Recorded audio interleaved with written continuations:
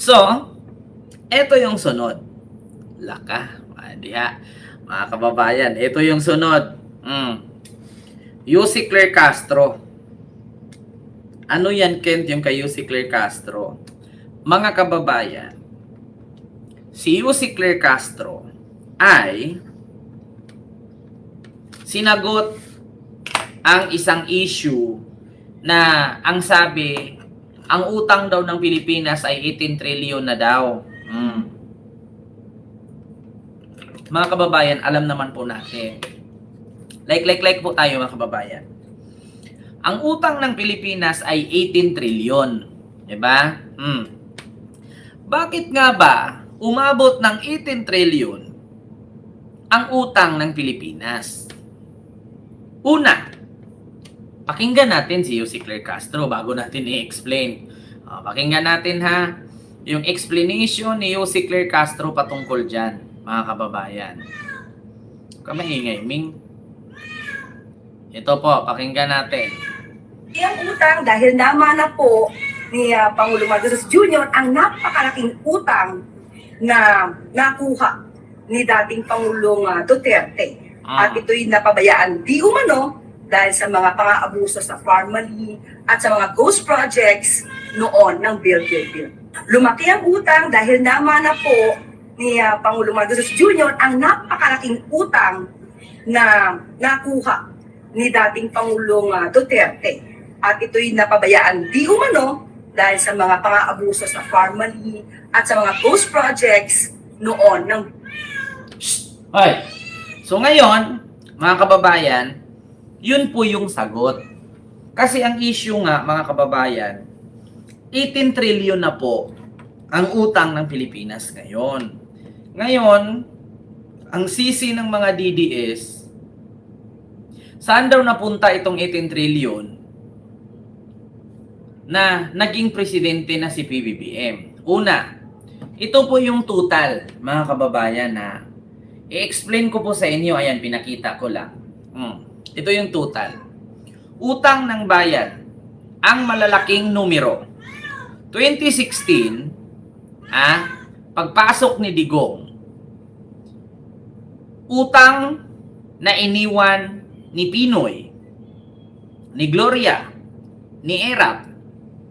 Ulitin ko mga kababayan.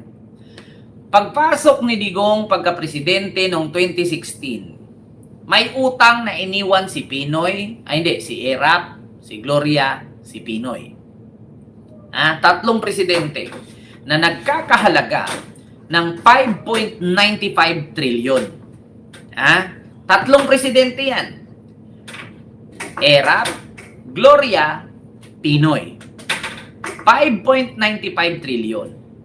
Pumasok si Digong pagka-presidente noong 2016, minana niya ang 5.95 trillion.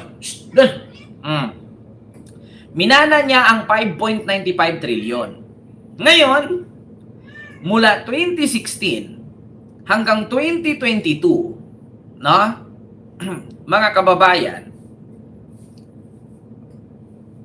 nadagdagan po ang utang mula 5.95 ay naging 12.79. Dahil yung 5.95 ay dinagdagan po ni Digong ng 7 trillion plus. 7 trillion mula sa 5.95. Utang ni Digong. Bakit?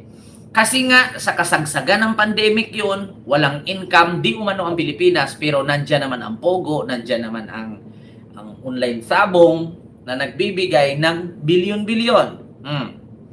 Ngayon mga kababayan, noong pumasok na si PBBM, noong 2022, meron ng utang na 12.79 trillion. Pumasok si PBBM, meron siyang minanang 12.79 trillion. Pumasok siya, merong 12.79 trillion. Yan ang utang ni Digong na minana ni PBBM.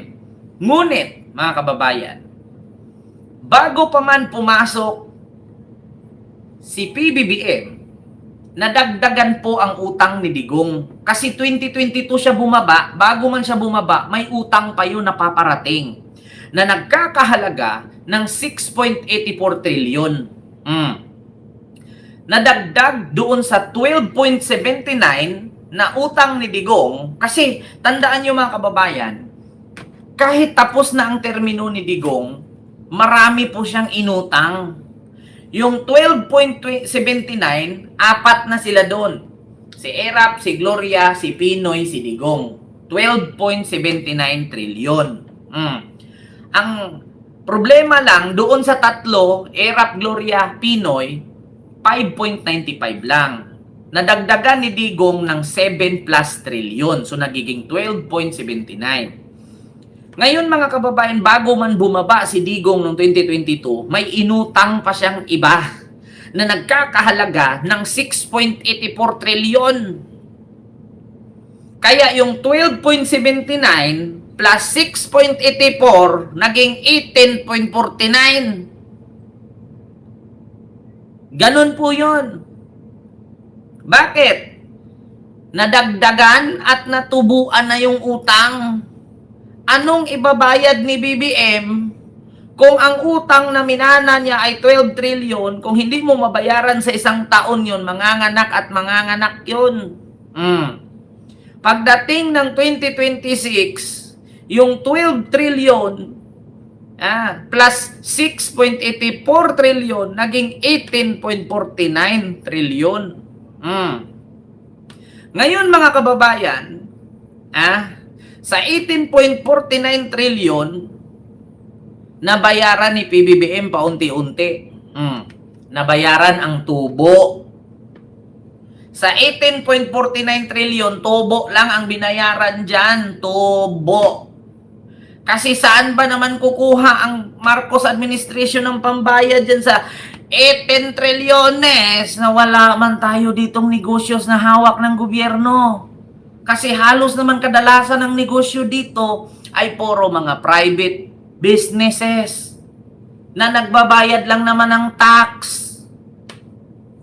Bakit? Magbigay kayo ng isang negosyo sa Pilipinas na hawak ng gobyerno. Magbigay kayo isa. Wala.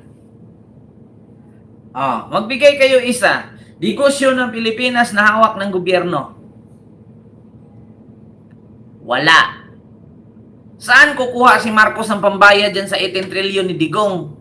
So, kung hindi niya mabayaran yan, tutubo at tutubo yan. Kaya ang tanging mabayaran lang ni PBBM dyan ay yung tubo ng 18 trillion.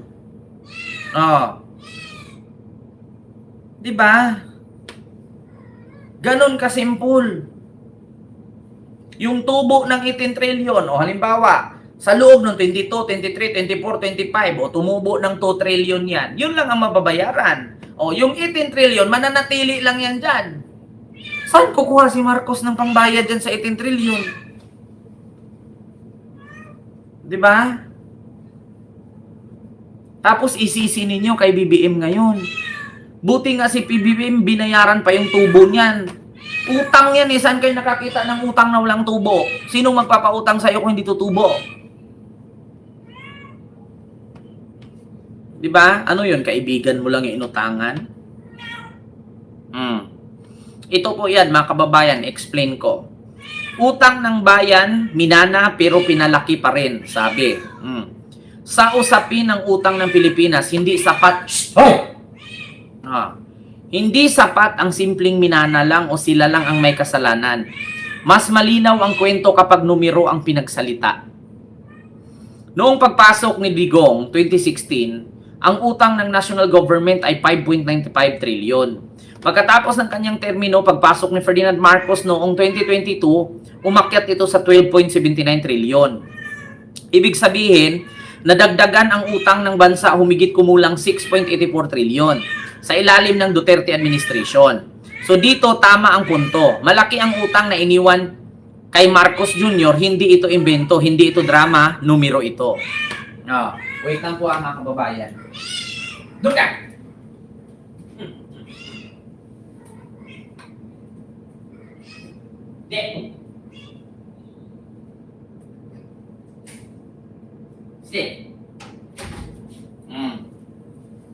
So, hindi ito imbento, hindi ito kwento, numero yan. So ngayon, pero hindi din dito nagtatapos ang kwento. Sabi dito ni Nutriban Republic. Pagsapit ng Marso 2026, ang utang ng national government ay umabot ng 18.49 trilyon. Mula 1279, noong 2022, nadagdagan pa ito ng humigit kumulang 5.70 trilyon sa ilalim ng kasulukuyang administrasyon. So ngayon mga kababayan, ang utang po ni PBBM ngayon ay 5.70 trilyon. Pero mula yan noong 22, 23, 24, 25, 26, in 5 years. Yung 5 years na yan, 5.70 trilyon utang ni BBM. So, bakit isisi ninyo kay BBM ang napakalaking utang ng Pilipinas na samantalang iniwan naman ni Digong yan, ni Gloria, ni Pinoy at ni ERAP? Yung 18. So, kung may karapatan si Digong umutang, may karapatan din umutang si BBM. Ano yun? Kayo lang presidente, kayo lang marunong umutang? Ano yun, si BBM mag-abuno? Diba? Kung may karapatan si ERAP, si Gloria, si Pinoy at si Digong umutang, malamang may karapatan si BBM umutang. Ang kakapal naman ng mukha ninyo, nagpresidente nga kayo sa Pilipinas, iniwan nyo ng utang kay BBM, ganyan kalaki, tapos si BBM na mangutang, hindi na pwede. Ngayon, yun bang iniwan ni Digong na utang, may napakinabangan ba ang taong bayan? Tanong lang. Kasi sa ngayon, sa inutang ni PBBM, ang dami pong napakinabangan dyan. Una, nakita nyo naman yung pinamigay sa mga ayuda. Noong crisis na nagmahal ang gasolina, ilang bilyon yun. Ilang bilyon yun? 1 trillion mahigit yun. Pangalawa, naalala nyo ba yung binayaran ni PBBM yung utang ng mga magsasaka sa DAR? 1 billion din. Pangatlo, nakita nyo naman yung mga infrastructure, yung mga palpak na proyekto na mga ninakaw ni Diskaya, ng mga kontraktor sa Pilipinas, inabunuhan lahat ni Marcos yun galing sa utang. So kung si Marcos mangutang ng 5.70 trillion, bawal. Si Digo nga umutang 12.79 hanggang sa umabot ng 18.49, hindi na pwede. Aba, unfair. Unfair. Ganun po ang katotohanan. Kaya yun ang sinagot ni Yussi Claire Castro, mga kababayan.